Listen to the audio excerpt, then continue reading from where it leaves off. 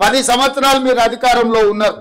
ఏ రోజైనా చంద్రశేఖరరావు గారు వరదలు వచ్చినా ప్రమాదాలలో ప్రజలు చనిపోయినా ఒక్క రోజైనా పరామర్శించడానికి వారు బయటకు వచ్చిండ్రా? ఒక్క రోజైనా ఆ కుటుంబాల దగ్గరికి చంద్రశేఖరరావు గారు వెళ్ళిండ్రా? మీ దగ్గర రికార్డు ఉంటే తీయండి.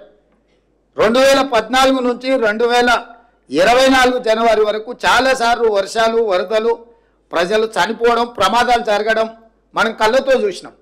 చంద్రశేఖరరావు వరదలు వచ్చినప్పుడు ఏ ప్రజల దగ్గరికి వెళ్ళిండో ఒక్క ఆధారం చూపించండి. మాసాయిపేటలో రైలు కింద వాడి స్కూల్ పిల్లలు 30-40 మంది చచ్చిపోతే ఆయన సొంత నియోజకవర్గం. పసిపిల్లలు చచ్చిపోతే కూడా ఆ కుటుంబాలను పరామర్శించడానికి ఓలే. ఔటర్ రింగ్ రోడ్డు దగ్గర ఒక వెటర్నరీ డాక్టర్ని ముష్కర్లు ఎత్తుకెళ్ళి బ్రూటల్లీ రేప్ అండ్ మర్డర్ చేస్తే కూడా ఆ కుటుంబాన్ని పరామర్శించడానికి ఓలే. మానవత్వం లేని వ్యక్తిగా 10 సంవత్సరాలు ప్రభుత్వాన్ని నడిపిన మీరు ఈరోజు ప్రజలలో ఉన్న మమ్మల్ని ప్రతి క్షణం ప్రభుత్వం అప్రమత్తంగా ఉండి పనిచేస్తుంది. ఇవాళ పక్క రాష్ట్రంలో మన రాష్ట్రంలో కృష్ణా జిల్లా, ఖమ్మం జిల్లా కౌలపిల్లలాగా ఉంటాయి పక్కన పక్కన. ఒకే రకమైన వర్షము, ఒకే రకమైన పరిస్థితులు ఉంటే అవతలెంత జరిగింది నష్టం, యువతలెంత జరిగిందో ఒక అంచనా వేయండి. ఈ ప్రభుత్వం అప్రమత్తంగా ఉందో లేదో. అవతల నష్టం జరగడం కూడా బాధాకరం. అవతల జరిగి ఉండొద్దు, యువతల జరిగి ఉండొద్దు. కాకపోతే ఈ ప్రభుత్వం అప్రమత్తంగా ఉందా లేదా అనే దానికి ఒక సరిపోల్చుకోవడానికి రెండు పక్కనే ఉన్నాయి. మీరే చెప్తారు అవతల రాష్ట్ర ముఖ్యమంత్రి గారు అప్రమత్తంగా ఉన్నారు, సంతోషం, మంచిది.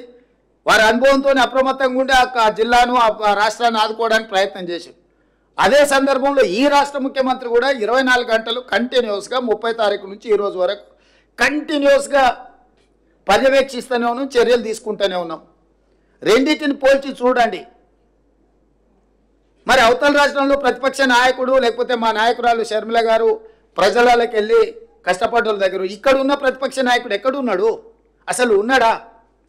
ఎందుకు కనిపిస్తలేడు? ఎందుకు మాట్లాడతలేడు? ఆయన కొడుకెక్కడ ఉన్నాడు? అమెరికాలో లేడా? అమెరికాలో జల్సాలు చేయట్లేదా?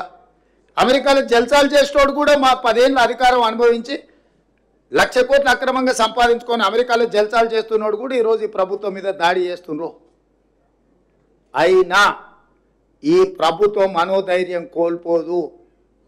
ధైర్యంతో ప్రజలకు అండగా నిలబడి ప్రజల్ని ఆదుకోవడానికి ప్రయత్నం చేస్తుంది. స్వచ్ఛంద సంస్థల్ని సమాజంలో ప్రముఖులుగా భావించే వాళ్ళను, కార్పొరేట్ కంపెనీలకు నేను విజ్ఞప్తి చేస్తున్నా, ప్రజలు కష్టాలలో ఉన్నారు, మీ చేతనైన ఆర్థిక సహాయాన్ని అందించండి.